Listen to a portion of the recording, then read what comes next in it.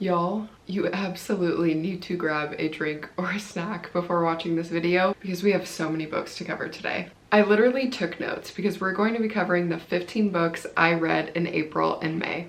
With that said, welcome back to the channel. Generally, I like to do monthly wrap-ups, but because I was out of town at the end of April, we're gonna actually be covering 2 months in today's video. I love doing wrap-ups because honestly, at the end of the year, sometimes this is the best way for me to remember my thoughts on books. Since we have so much to cover today, I'm gonna try and do my best not to ramble on. But before we hop in, make sure to go down below, like, subscribe so that you don't miss any of our upcoming videos, and let's talk about some books. To kick us off, let's go over some of the reading stats. I just went ahead and combined April and May. I will say I read so much more in May versus April. I can give you guys a little quick screenshot of what to expect. Overall, I read 5 books in April, but 10 books in May. So May was definitely the much stronger month, and my ratings in May were overall a lot higher as well. With our 15 book total, our genre breakdown is 8 fantasy, 6 romance, and 1 fiction. I didn't set a TBR for the month of May, but if we look back to my April TBR, I did end up getting through 8 out of 8 books. My average rating was a 3.72, and in total, I read 6,290 pages. With those stats out of the way, it's time to actually get into the reviews. And throwing it way back with the first book I read in April, which was Expiration Dates by Rebecca Serle. This is the first book I've read by this author, but I do think she has some other semi-popular books. It looks like she's also written One Italian Summer and In 5 Years. And I went into this thinking that it was a romance, but I would recategorize this overall as a fiction novel. I did end up giving this a 3 stars, but I will be honest, I'm being very generous with that rating. I think this book is more like a 2.75, but I just felt too annoying to give that rating. I don't think this book is important enough to be that specific. It is so short, which is why it was one of the first books I picked up within the month. For a quick synopsis of what to expect with this one, every time our FMC Daphne meets a new man, she receives a slip of paper with his name and the exact amount of time they will be together. That is until the night of a blind date, where whenever she receives the slip of paper, she only receives a name, which is Jake. We follow a past and present timeline, seeing how her relationship with Jake will develop, as well as watching her previous relationships with other partners. Ultimately, why I didn't give this the best rating is because, in all honesty, this felt like more of a 3rd or 4th draft rather than a completed novel. Even with such a limited page count, the first 130 pages within this, I was constantly asking myself, what is the point? I feel like we didn't actually get to the point of the story until after halfway through, and the tone of the book completely shifted. Finally, once we got about 60% of the way through, I feel like our FMC had some very much needed depth added to her character, but it was kind of too little too late. We were already too far gone in the novel for that really to change the reading experience. Even though this is such a quick one, ultimately, I don't think it's something you should waste your time reading. I think there's so many other fun summer reads that you could pick up and have a much better experience with. Next, we have Out of the Woods by Bonam-young. This is book 2 in an interconnected standalone series which follows Out on a Limb. In here, we follow Sarah and Caleb, who are high school sweethearts and have been together for about 17 years. Over time, Sarah has increasingly felt lost with herself and in her relationship, and after a disastrous event, she finally says enough is enough. These two sign up for a week-long couples wilderness retreat designed to help couples going through rough patches, and we watch the unfolding and rebuilding of their marriage. A huge component of this plot is that Sarah does lose her mother at a very young age. While we're in the past timeline, we do see the effect of the mother's illness on Sarah and how Caleb supported her through it. And we kind of watch how they get stuck into certain relationship dynamics. For instance, Caleb is always kind of in this savior complex. And he never lets Sarah be on her own 2 feet and gives her room to fail. He's constantly jumping in to save her, and that ends up building a lot of resentment throughout their relationship. What I think the author does so well within this book is that it is an utterly honest look at marriage. Even the ugly and uncomfortable parts, which at some points it was so honest that it did literally make my skin crawl, because the arguments, fights, and resentment they were building, I mean, you could totally see how it played out and it was extremely realistic. because the look at marriage was so honest, the fact that this ultimately is a romance actually made me uncomfortable. It was so hard seeing these characters in such a raw state, and then later on watch them have spicy scenes together. For me, in my experience, like, I actually felt so close to them that it was so weird seeing them in a romantic light. I feel like if I was going to have the perfect reading experience with this one, if it just leaned fully towards the women's fiction side of things and left out all of the romance and spiciness, it could have been easily a 5-star read just because of the realism throughout it. But because there were so many moments where I was just like, cringing throughout reading some of the scenes, I ended up giving it a 4 stars, which is still an amazing rating. Out on a Limb, the first book in this series, I did give a 5 stars, so I know I really do like this author and her writing. I'm very excited to read more by her. I don't know if she plans on continuing this series further, but I do know she has other books out as well. I think these books definitely are worth picking up, especially if you're in like your mid-20s all the way up to like your 40s. I think you'd really be able to resonate with these characters and the struggles that Sarah's going through. Next, we have The Wisteria Society of Lady Scoundrels by India Holton. I ended up getting this from a blind date with a book at Barnes, and this is a Bridgerton meets pirates fantastical romance that honestly is very hard to describe because it's in a complete category of its own. The plotline of posh society ladies who have magical flying houses and are constantly involved in pirate schemes was definitely unexpected, and it's fully absurd. The author heavily leans into the absurdity, not only of the plotline, but of these characters' motivations. I ultimately did have a fun time because it is completely new and unique. I ended up giving it a 3.5 stars. What decreased my rating was that the romance and the ending felt just a little bit forced and rushed. I really don't think the romance plotline needed to be so highlighted at the end. I feel like the ladies in and of themselves within the society were so interesting that I could have done without the romance, and that's a very strange thing for me to say because I'm a romance lover at heart. The next few books I don't have the physicals for, but I will insert a photo here. Next, I read Finale by Stephanie Garber, which is the finale in the Caraval trilogy. This is a YA fantasy series where we follow 2 sisters and how they get involved in the magical game of Caraval, where generally the winner of Caraval will receive a wish granted by the host of Caraval itself, Legend, who is a mystery man in and of himself. No one really knows what he looks like. Everything that you see in Caraval can't be trusted. And all 3 books are kind of a whimsical fever dream. The series wasn't my favorite. I felt like it was just a little bit too YA for me. My end goal with this was to get to Stephanie Garber's next series, which is Once Upon a Broken Heart. It takes place in the same world as the Caraval series, and we follow a character that's introduced in these books more heavily in this next series. You can tell that I definitely didn't love the ending of this trilogy because I gave Finale a 2.5 stars. We see all of these different plot lines that we were introduced to in books 1 and 2 come together and clash throughout Scarlett and Donatella's POV. I could see that the author was continually trying to add more characters to the plots to raise the stakes of the story. With all of the additions added to the story, I feel like our overall plot got so convoluted. We would be in the middle of the scene and I would sit back and think, why are we even here? Why are our characters wanting to do this? What is the goal of this interaction? I feel like I just kept getting lost because we were on so many different side quests at some point. Also, even though that the stakes were being raised, ultimately, I think everything just ended too conveniently. This is probably never going to be a series that I recommend to people. Sorry, Stephanie Garber. I'm gonna give you another chance, and I'm really hoping for something better in Once Upon a Broken Heart. I don't want to stay in the negative too long, so let's get through this next one quickly. I also read the last book in the Powerless trilogy by reading Fearless. Oh gosh, guys. I honestly hated this book. Another 2.5 stars, so we were doing great with back-to-back disappointing reads. I don't know what happened with this one.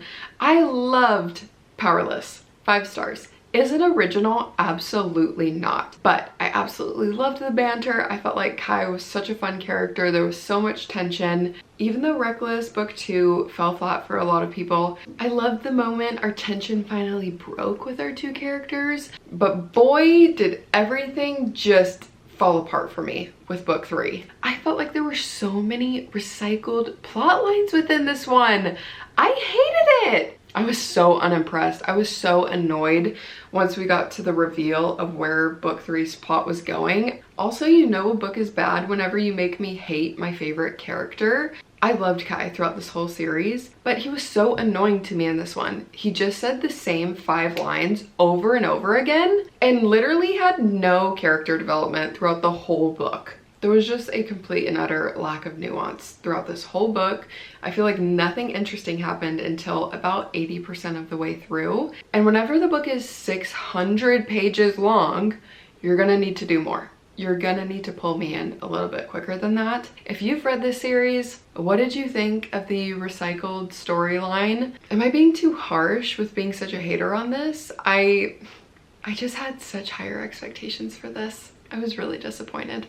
Next we have Red, White, and Royal Blue by Casey McQuiston. This is my first book by this author, and it's actually my first male-male romance. For a quick little summary, Alex is the President of the United States' son, and Henry is the Prince of England, and these two have never got along. After these two create a little bit of a political incident, they're forced to spend time together and fake a friendship to smooth over some of the tension between the US and the UK. And while they're forced to spend time together, they realize that their lives are a lot more similar than they originally thought, and they start to grow feelings. I did enjoy the book, and I rooted for the couple, so I did give this a 3.5 stars. But I will say it took me a little while to get into this one because there are a few cons. First, I would say the third person detached writing style was such an odd choice to me. We're really only in Alex's head, so I feel like this would have been so much better in first person so that we were more connected to his thoughts and his feelings. I feel like because we were in third person, it took me so long to build an emotional attachment to either character. Next, the 30-minute long, literally 45-page chapters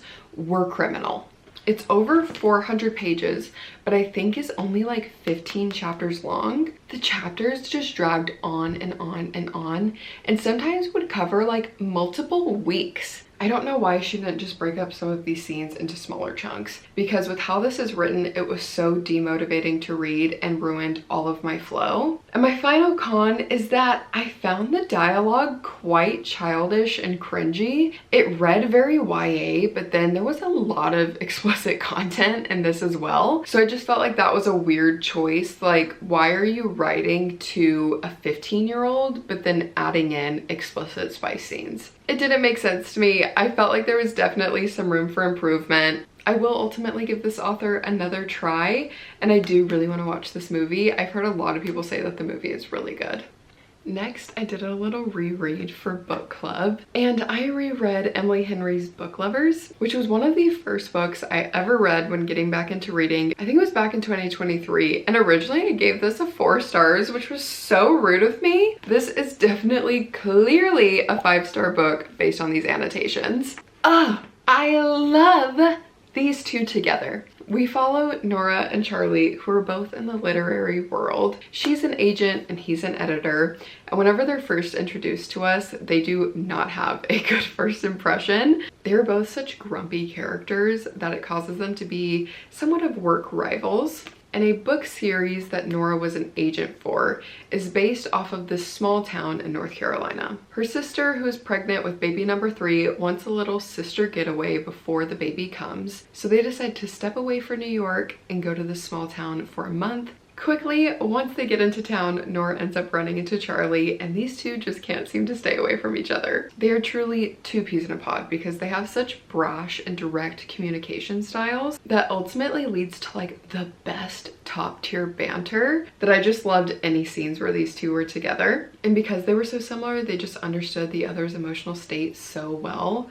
Oh, there's so many good quotes in here. I absolutely loved this reread. Now I just want to go through and reread all of her books because I fear they're even better the second time around. Originally, Book Lovers was never on like my top 3 of Emily Henry books, but now I think it's Happy Place, Book Lovers, and then Beach Read. I think those are my top 3. If you guys know any more books that have this vibe, this grumpy dynamic with such good banter, please let me know in the comments down below. I would read anything with those tropes. Next, I read 10,000 Stitches by Olivia Atwater, which is actually book 2 in the Regency Fairy Tales, which follows Half a Soul. I loved Half a Soul. I love how the author provides some commentary on society in fun, fantastical ways. These take place in Regency, England, and in 10,000 Stitches, we follow a maid who is treated poorly and ultimately sparks a household revolt with the help of a fairy. Really, I didn't even know what I was getting into whenever I picked this book up. I just had them downloaded on my Kindle. I feel like the commentary that we receive in this book is all about anger and how whenever you're angry, you do have to be aware of spreading that anger. It's okay to feel angry, it's okay to feel hurt, but pushing those feelings onto others around you and spreading that anger ultimately doesn't achieve or solve anything. The fairies and their understandings of emotions within this series adds kind of that absurd effect to the story, similar to the absurdity I mentioned in the Wisteria Society of Lady Scoundrels. I had a good time with this. I gave it a 3.5 stars. It's nothing that changed my life. I do think Half a Soul is definitely the strongest within this series. I feel like this book is kind of give or take on if you need to read it. I did end up completing this series by reading book 3 later in the month, and I have some differing thoughts on if you should read that one, but we'll get to that later. The next 5 books that I'm about to talk about were all in my 24-hour reading vlog, which I will go ahead and link above and down in the description box. So if you want more thorough thoughts or real-time reactions, make sure to go check out that video. But the first book I read was Girl Abroad by Elle. This was a book that I had definitely been avoiding because unfortunately I hadn't seen the best reviews on it. But I'm happy to say that I did actually end up enjoying this book. We follow 19-year-old Abby as she starts her 1-year study abroad program in England. Why I think this book is better than what I expected is because there's a good amount of plot going on. Abby is a European history major, and for her research project that she's doing throughout the year, she finds a portrait of this mystery woman being sold by this salacious family in British politics. And she does a deep dive into who is this woman and what is her story. And it leads to a lot of interesting scenes and relationships being built that I had no idea were going to happen whenever I picked this book up. Mainly what I had heard about before is that there is a love triangle going on, and I am definitely not a love triangle lover. I feel like they can so oftentimes be done so poorly, but I did like how this one was handled because Abby was very upfront with both guys that she was seeing other people, and the guys had such different vibes that I actually found it was so hard to choose which one I was rooting for. But ultimately in the end I really did like who she ended up with, and I really enjoyed the ending to the book. So with all of those pros, I did give it a 3.75. I was uber specific with this rating because I did genuinely like this, but I don't think the plot is deep enough to really warrant a 4 stars. And I will say, I think this is better geared towards for a little bit of a younger crowd.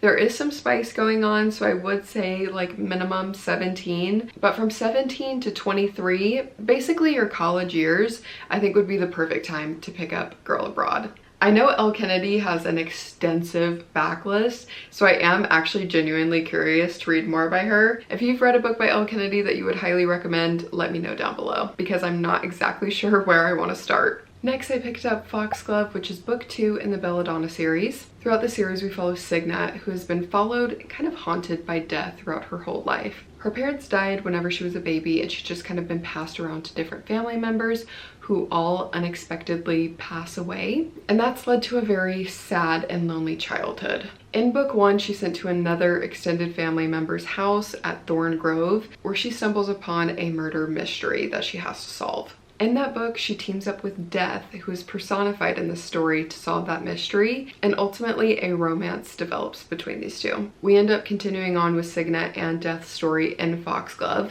because the book kicks off right where book 1 ends, with a bang, and Signa is now forced to solve another murder mystery, this time with much higher stakes. Even though we're still following Signa and Death within this book, we also are building up another character's plotline in the background, and that character is who we're going to be following for book 3. I personally felt like the transition from Signa's story to our next character's story was perfectly done. Shockingly, even though these books definitely have a very gothic feel, this book was perfect to pick up in the springtime because this takes place in like late April, early May. I already have book 3 ordered, which is called Wisteria, and I can't wait to see where this trilogy ends.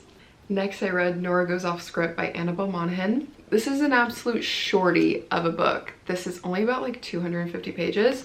I read this, I think, in less than 4 hours. You would have to go back to that reading blog and confirm it, but I do know I read this in like record time. Within this book, we follow Nora, who writes a screenplay depicting the downfall of her marriage and ultimately her husband leaving her and her 2 kids. The script is picked up and made into a major movie where they want to film part of it at her actual home, and the it man in Hollywood named Leo is cast to play her ex-husband. Leo is quite an interesting man. He's definitely going through some things whenever we're first introduced to him, and I really wasn't too sure about him on that first introduction. After filming wraps, Leo doesn't want to leave because he's just kind of enamored by the small town life, and so by extending his trip, we kind of just watch him naturally insert himself into Nora and her children's lives. And during this time, him and Nora build a relationship. I gave this a 4 stars because at the end of the day, this is not my favorite Annabel Monaghan book. I think our MMC just had too many negative attributes upon that first introduction, and it was just so hard to come back from that in 250 pages. I like how the story ended, but it was quite rushed. The third act conflict and what it was caused by did take me by surprise, so I will give her credit there. I think this is a great, fun, beachy summer read, but I do think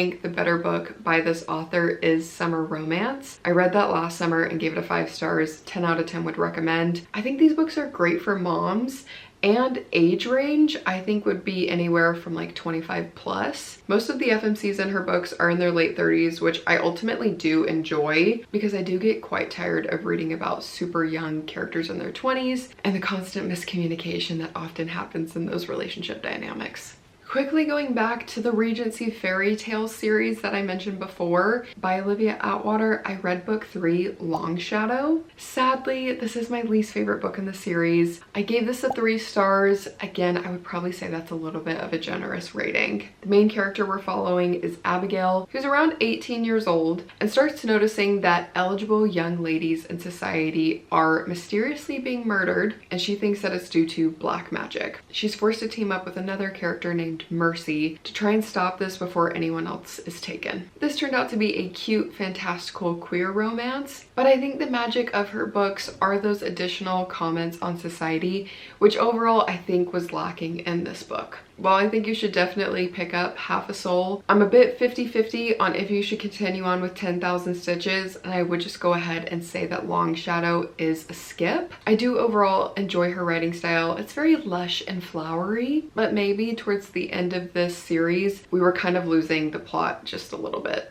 Okay, we're almost there, guys. We're coming up to the end of this reading wrap up. Sending a big hug to whoever is still watching. I appreciate you for sticking around. The next book we're going to be talking about is Ready or Not by Cara Bastone, and I loved this book so much. Our female main character's name is Eve, and we follow an accidental pregnancy story where she actually doesn't end up with the baby's father. We end up following a slow burn friends to lovers romance, which reminded me a lot of Out on a Limb by bonam-young. I loved our MMC in this book so much. He was through and through a golden retriever in his energy and was such a pillar of support for Eve throughout this pregnancy. Eve didn't have a lot of support going into this because her family isn't too involved. Her parents have passed away and her best friend has really been struggling with her own fertility journey. So at some points our MMC was the only person that Eve had, and he was so happy to hop in and support her in any way he could. Really minimal spice in this one since it was a slow burn, so if spice is something that you like to stay away from, this would be a great one to read. I will just say that if you are sensitive to pregnancy, absolutely do not pick up this book. This book honestly leans more towards the women's fiction side of things with a dash of romance because we are following Eve's pregnancy throughout the whole journey. So if that's something you're sensitive to, I would say go ahead and just skip this one.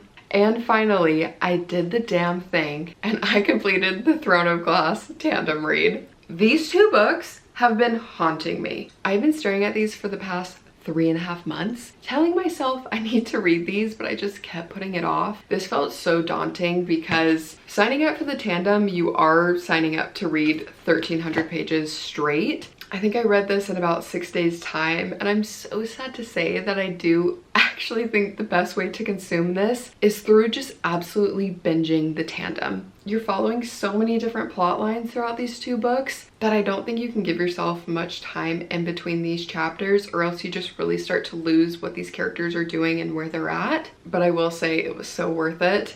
One thing that really helped me if you are considering reading Throne of Glass and doing the tandem read is I ordered these special bookmarks off of Etsy that detail the switching back between chapters in the 2 books, and this really helped make it more manageable for me. Generally, when doing the tandem, you're only reading about like 2 or 3 chapters before you're hopping to the next book. So I actually found it super motivating because you would only have to read like 30 to 45 pages at a time, and then you were kind of able to give yourself a little break. But I'm not going to yap about this too much because I am vlogging the whole reading experience with Throne of Glass, and that video will be coming shortly. For the rating, Empire of Storm, easy 5 stars. This ending absolutely ruined me. I feel like Sarah did go a little bit too far with parts of it, but through and through it hooked me, and this was done so well. Next, with Tower of Dawn, I did go ahead and give this a 4 stars. I love the character that we're following throughout this book. I fell in love with him so much more deeply throughout the story, but this book was about 660 pages, and I think we probably could have cut out a solid 200 from it. This is generally one of the least liked books within the series because it just drags, but I do think the storyline was necessary and sets us up great for Kingdom of Ash. So that is it, y'all. Those are the 15 books that I read throughout April and May. I know that we covered a lot today, so I appreciate you for sticking around. As I mentioned with that Throne of Glass reading vlog, that will be coming to you guys very soon. In my rough game plan, I think we're gonna do another ultimate book video after that. But if you have any video requests, please leave them down below. I definitely want to give you guys what you want to see. If you can't think of a video request that you'd like to see, let me know an amazing book you read throughout April or May. And for now, this is where I will love you and leave you. So thank you so much for watching. Make sure to like and subscribe before you leave so that you don't miss any of our upcoming videos. And I hope to catch you in the next one. Bye, guys.